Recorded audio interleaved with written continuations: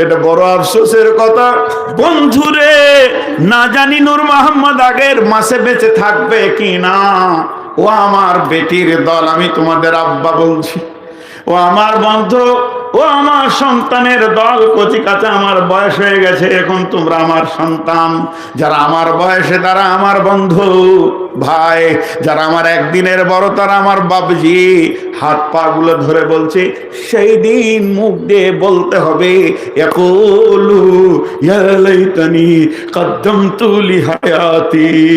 50টা বছর পেয়েছিলাম, 53 বছর পেয়েছি, 62টা বছর পৃথিবীতে তিলে তিলে পার করে দিলাম। মাবুদ, আজকের দিনের জন্য যদি কিছু জমা করে রাখতাম, নামাজটা পাঠিয়ে রাখতাম, রোজাটা পাঠিয়ে রাখতাম, তেলাওয়াত পাঠিয়ে রাখতাম, জিকির জমা করতাম, আর জামিয়াতে যদি 2-5 হাজার দিয়ে আখিরাতের যদি জমা করতাম, আজকে টেনশনে পড়তাম না। টাকা দেওয়ার জন্য বলিনি, কোরআন থেকে বলছি। হাত পা গুলো জড়িয়ে ধরে বলছিলাম, পুলসেরা নারী পাল্লা নেকি বদি এমন একটা চাপা জায়গায় পড়ে গেছে, আমার বাঁচার উপায় নাই। তবে যদি আজকে মত একবার এসে যায়, তাহলে আমাকে স্থানান্তরিত করে দেবে, এমন আর এক জায়গায় চলে যাব, সেখানে জাহান্নাম থাকবে না। ওয়াদউ সুবুরা ওয়াদউ সুবুরা ওয়াদউ সুবুরা। ও আমার বেটি রে, সেদিন মতকে চাইবে, আল্লাহ জবাবে বলছে ওয়াসলা সাইরা, মত আসবে না তোর কাছে, জাহান্নাম আসবে রে।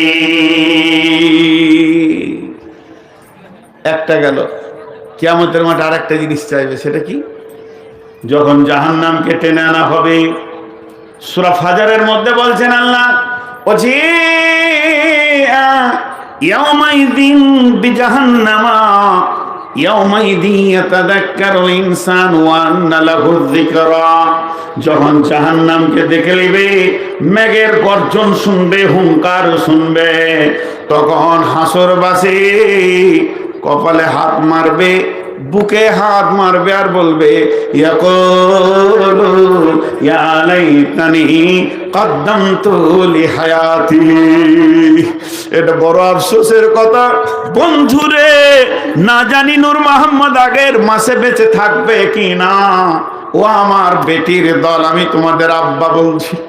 ও আমার বন্ধু, ও আমার সন্তানের দল। কচি কাঁচা আমার বয়স হয়ে গেছে, এখন তোমরা আমার সন্তান। যারা আমার বয়সে তারা আমার বন্ধু ভাই, যারা আমার একদিনের বড় তারা আমার বাবজি। হাত পা গুলো ধরে বলছি, সেই দিন মুখ দিয়ে বলতে হবে, ইয়াকুলু ইয়া লাইতানি কদ্দামতু লিহায়াতি। 50টা বছর পেয়েছিলাম, 53 বছর পেয়েছি, 62টা বছর পৃথিবীতে তিলে তিলে পার করে দিলাম। মাবুদ, আজকের দিনের জন্য যদি কিছু জমা করে রাখতাম, নামাজটা পাঠিয়ে রাখতাম, রোজাটা পাঠিয়ে রাখতাম, তেলাওয়াত পাঠিয়ে রাখতাম, জিকির জমা করতাম, আর জামিয়াতে যদি 2-5 হাজার দিয়ে আখিরাতের যদি জমা করতাম, আজকে টেনশনে পড়তাম না। টাকা দেওয়ার জন্য বলিনি, কোরআন থেকে বলছি। হাত পা গুলো জড়িয়ে ধরে বলছি, বন্ধু, এখনো অনেক সুযোগ থেকে গেছে। এর জন্য একজন দার্শনিক বলছেন, সূর্য কথা বলে, সূর্য কথা বলে। কি বলে? কি বলে? সূর্য প্রতিদিন তোমার সঙ্গে কথা বলে, সকাল সন্ধ্যা। আল্লাহ সময়ের ওপরে 3খানা কোরআনের সূরা নাজিল করেছেন।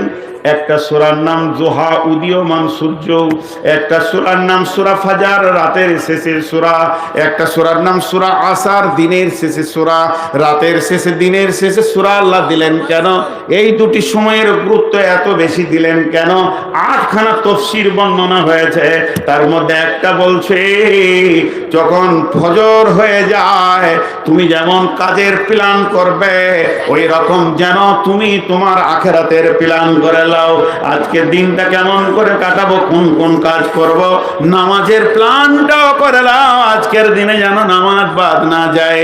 যখন পশ্চিম গগনে সূর্য ডুবে যাবে, তুমি যেমন তোমার দোকান থেকে মালগুলো কিনা হয়েছে কিনা এ বিষয়টা যেমন তুমি বারবার ব্যাগটা দেখবে, আজকের কাজগুলো গোছানো হলো কিনা, তেমনি তুমি আখিরাতের আমলগুলো দেখে এলিও। কারণ সূর্য দিনে দুইবার বিশ্ববাসীকে কথা বলে। সূর্য যখন পূর্ব দিকে উঠে তখন বলে, হে বিশ্ববাসী রে, নসিব ভালো, আজকে রাতে তোরা মরিসনি। আবার তোদের আল্লাহ তোদেরকে একটা সুযোগ দিয়েছে, দিন দিয়েছে, তওবা করেলে এখনো ফিরে যা। কারণ কবরে যখন আযাব শুরু হবে, একটা মিনিট তুই খালি চাইবে পাবি না।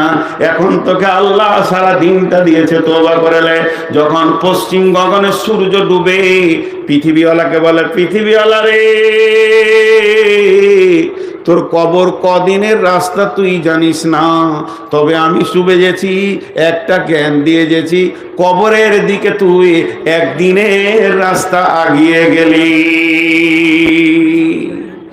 তাহলে কিয়ামতের মাঠে দুইটা চাইলে হবে, 3 নম্বরটা চাইবে জাহান্নামের ভিতর থেকে।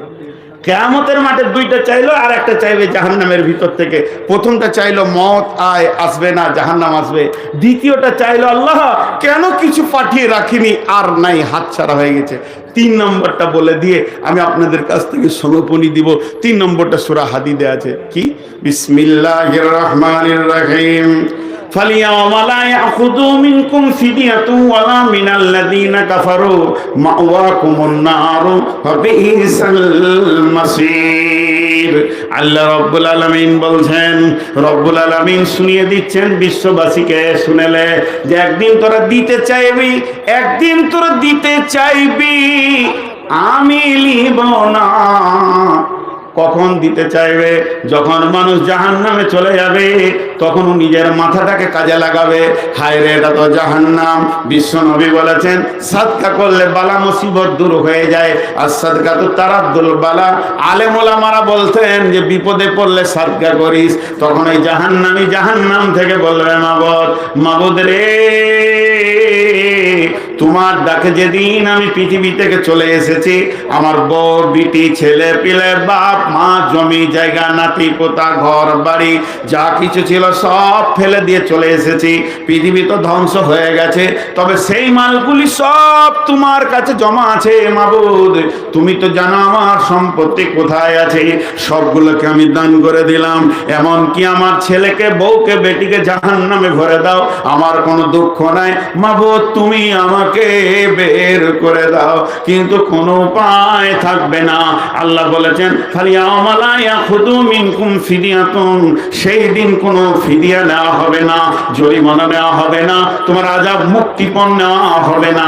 ফালিয়াউমাল্লাযীনা মিনকুম ফিদিয়াতুন ওয়ালা মিনাল্লাযীনা কাফারু মাওয়াকুমুন নার ফাবিইসাল মাসীর।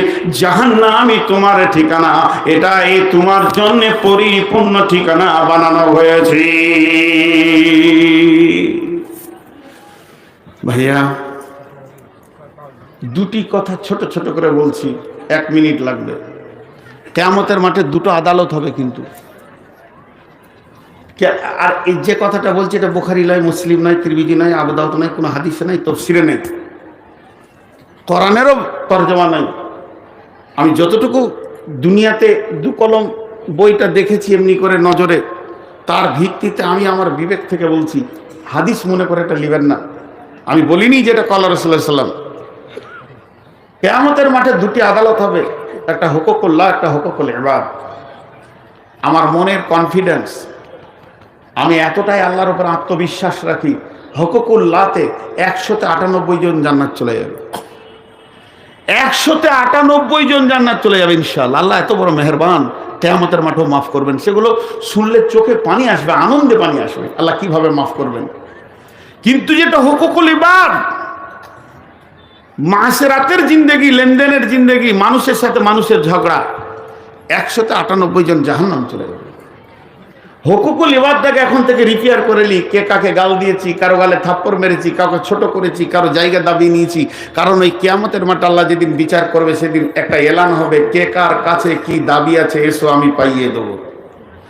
তুমি শক্তির জন্য পারনি, দুর্বল। তোমাকে তোমার ধনী লোক মেরে খেয়েছে, রাজনৈতিক বলে তোমার গলা চিপে খেয়েছে, বেটাদেরকে নিয়ে তোমাকে কষ্ট দিয়েছে তোমার প্রতিবেশী। তুমি টাকা ধার নিয়ে দেয়নি, তোমার জমিকে দাবিয়েছে, আমি আল্লাহ আজকে বিচারে বসেছি, চলে এসো, তোমাদেরকে পাইয়ে দেবো। সব পাইয়ে দেবেন। সেই দিন আপনি কিরকম ফেরে পড়বেন জানেন? টোটো থেকে নেমেছেন বাড়িতে, টোটোওয়ালা বলছে ভাই 15 টাকা ভাড়া। হ্যাঁ 15 টাকা হয় নাকি, ধর 10 টাকা, এলা 2 টাকা লে, 12 টাকা দিয়ে হাসতে হাসতে চলে গেলেন। ও চলে গেল। 3 টাকার জন্য আদালতে গিয়ে দাঁড়াতে হবে যদি মাফ না করে। 1 টাকার জন্য। এই যে কথাটা বলছে এটা বুখারী নয়, মুসলিম নয়, তিরমিজি নয়, আবু দাউদ নয়, কোনো হাদিসে নাই, তাফসীরে নেই, কোরআনেরও তরজমা নাই। আমি যতটুকু দুনিয়াতে 2 কলম বইটা দেখেছি এমনি করে নজরে, তার ভিত্তিতে আমি আমার বিবেক থেকে বলছি। হাদিস মনে করে এটা লিবেন না। আমি বলিনি যে এটা কলা রাসূলুল্লাহ সাল্লাল্লাহু আলাইহি ওয়াসাল্লাম। কিয়ামতের মাঠে 2টি আদালত হবে, একটা হুকুকুল্লাহ, একটা হুকুকুল ইবাদ। আমার মনের কনফিডেন্স, আমি এতটাই আল্লাহর উপর আত্মবিশ্বাস রাখি, হুকুকুল্লাহতে 198 জন জান্নাত চলে যাবে। 198 জন জান্নাত চলে যাবে ইনশাআল্লাহ। আল্লাহ এত বড় মেহেরবান, কিয়ামতের মাঠেও মাফ করবেন। সেগুলো শুনলে চোখে পানি আসবে, আনন্দে পানি আসবে, আল্লাহ কিভাবে মাফ করবেন। কিন্তু যেটা হুকুকুল ইবাদ, মাসরাতের জিন্দেগি, লেনদেনের জিন্দেগি, মানুষের সাথে মানুষের ঝগড়া, 198 জন জাহান্নাম চলে যাবে। হুকুকুল ইবাদতটাকে এখন থেকে রিপেয়ার করে নি। কে কাকে গাল দিয়েছি, কারো গালে থাপ্পড় মেরেছি, কাউকে ছোট করেছি, কারো জায়গা দাবি নিয়েছি। কারণ ওই কিয়ামতের মাঠে আল্লাহ যেদিন বিচার করবে সেদিন একটা এলান হবে, কে কার কাছে কি দাবি আছে, এসো আমি পাইয়ে দেবো। তুমি শক্তির জন্য পারনি, দুর্বল। তোমাকে তোমার ধনী লোক মেরে খেয়েছে, রাজনৈতিক বলে তোমার গলা চিপে খেয়েছে, বেটাদেরকে নিয়ে তোমাকে কষ্ট দিয়েছে তোমার প্রতিবেশী। তুমি টাকা ধার নিয়ে দেয়নি, তোমার জমিকে দাবিয়েছে, আমি আল্লাহ আজকে বিচারে বসেছি, চলে এসো, তোমাদেরকে পাইয়ে দেবো। সব পাইয়ে দেবেন। সেই দিন আপনি কিরকম ফেরে পড়বেন জানেন? টোটো থেকে নেমেছেন বাড়িতে, টোটোওয়ালা বলছে ভাই 15 টাকা ভাড়া। হ্যাঁ 15 টাকা হয় নাকি, ধর 10 টাকা, এলা 2 টাকা লে, 12 টাকা দিয়ে হাসতে হাসতে চলে গেলেন। ও চলে গেল। 3 টাকার জন্য আদালতে গিয়ে দাঁড়াতে হবে যদি মাফ না করে। 1 টাকার জন্য আদালতে দাঁড়াতে হবে। আর সেই দিন আদালতে দাঁড়িয়ে যাওয়া মানে আপনাকে জেনে নিতে হবে আমি জাহান্নাম যাচ্ছি, শিওর যাচ্ছি জাহান্নাম।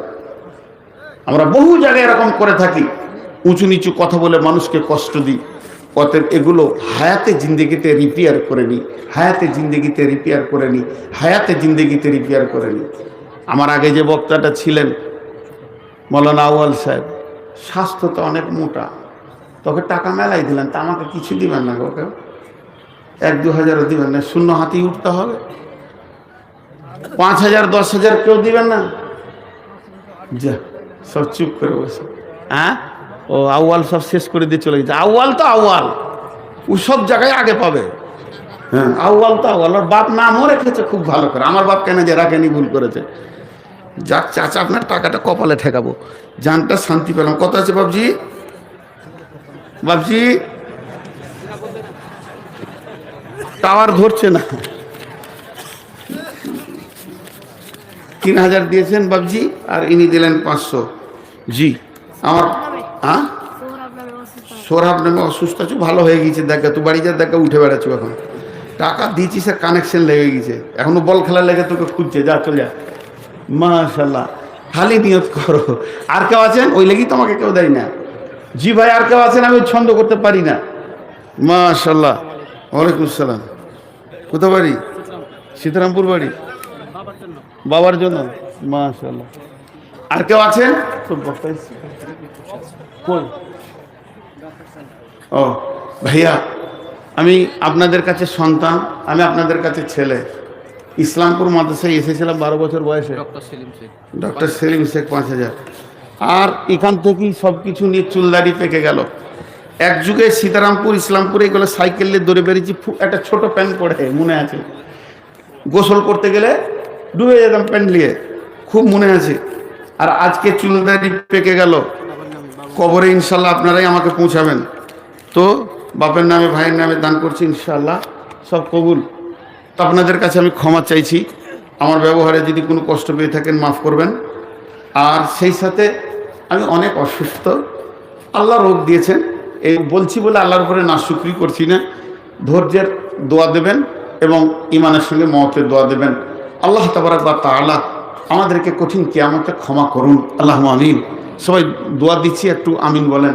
এই আল্লাহ, তোমার কাছে বিচার চাই না, দয়া চাই, তুমি দয়া করিও মাবুদ। এই আল্লাহ, আমাদের ছোট বড় গুনাহ যা হয়ে গেছে তুমি ক্ষমা করে দাও। আর আমাদের অতীত যারা কবরে চলে গেছে তারা আর একটা নেকি বাড়াতে পারবে না, একটা গুনাহ কমাতে পারবে না। তারা কবর থেকে ভিখারির মতো আমাদের দিকে তাকিয়ে আছে। আল্লাহ, আমাদের মা বাপ ভাই বোন আত্মীয় স্বজন নানা নানি দাদা দাদি ডাক্তার মাস্টার চিকিৎসক শিক্ষক ইমাম মজ্জিন পরিচিত অপরিচিত এক কথায় কালেমাওয়ালা যত কবরে শুয়েছে আল্লাহ তাদেরকে তুমি ক্ষমা করে দাও, আল্লাহ তাদেরকে তুমি মাফ করে দাও। এ আল্লাহ, আমাদের শোনা বলার থেকে বেশি করে আমল করার তৌফিক দাও। আসসালামু আলাইকুম ওয়া রাহমাতুল্লাহি ওয়া বারাকাতুহু। হ্যালো, যাও। ওয়া আলাইকুম আসসালাম ওয়া রাহমাতুল্লাহি